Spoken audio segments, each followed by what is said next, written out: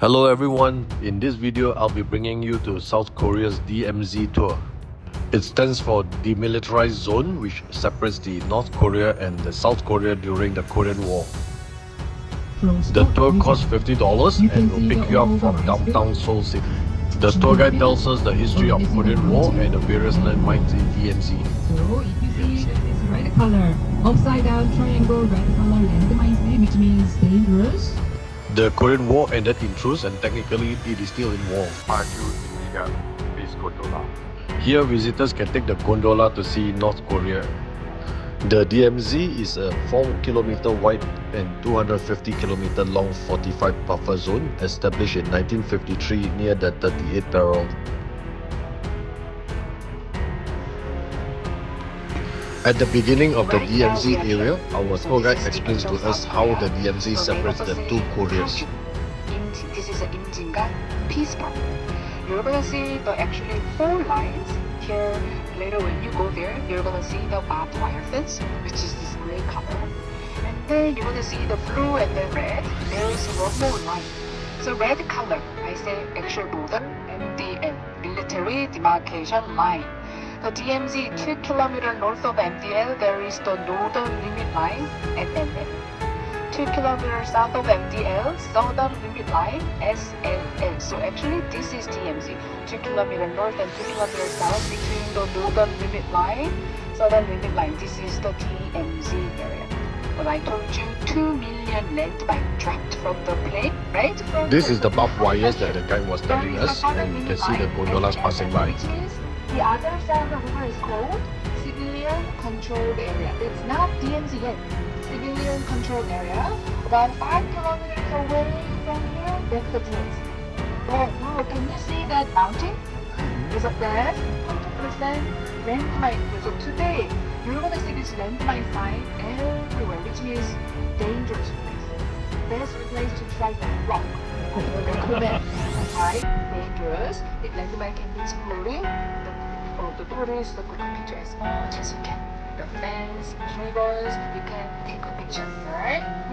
So this line is the civilian control line. This train was shot by US soldiers from falling to North Korea and is displayed here.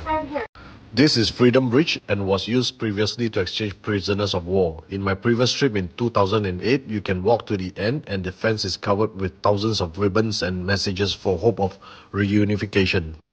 In nearby DMZ, I think this is an old visitor observation building. We're walking up a hill to the visitor observation building. We couldn't go to the Truce village of Panmunjom as it was closed. This is the observatory where we can see North Korea. South Korean Freedom Village. 200 people live inside. The propaganda village that is empty. Okay? Look at the South Korean flag, the right flag again, and then look at the right hand side. You're gonna see the 2 white building with the electric tower. Can you see that? So that is the JSA. The Joint Security Area South and North Korean soldier stationed there together. JSA, South Korean flag, and North Korean flag. You can see when you look at the ground, you're gonna see the wire fence with the guard post. This is the southern limit line. So beyond the fence is DMZ. Technically, we are still in the civilian controlled area. Can you see the 2 mountains? Yeah, and then there's a transmission tower and then 3-tall apartment building. Actually, now I can see the propaganda signboard. So 3-tall apartment building and behind there is a propaganda sign.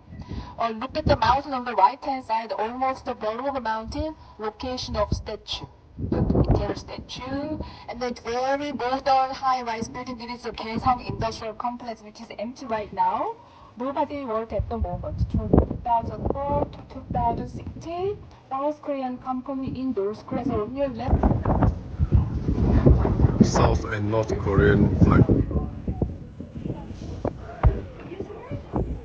This is the South Korean flag.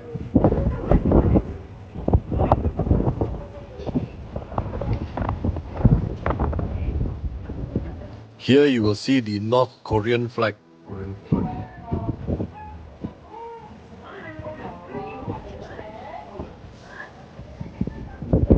Next visit is to the third tunnel and outside is an old tank on display.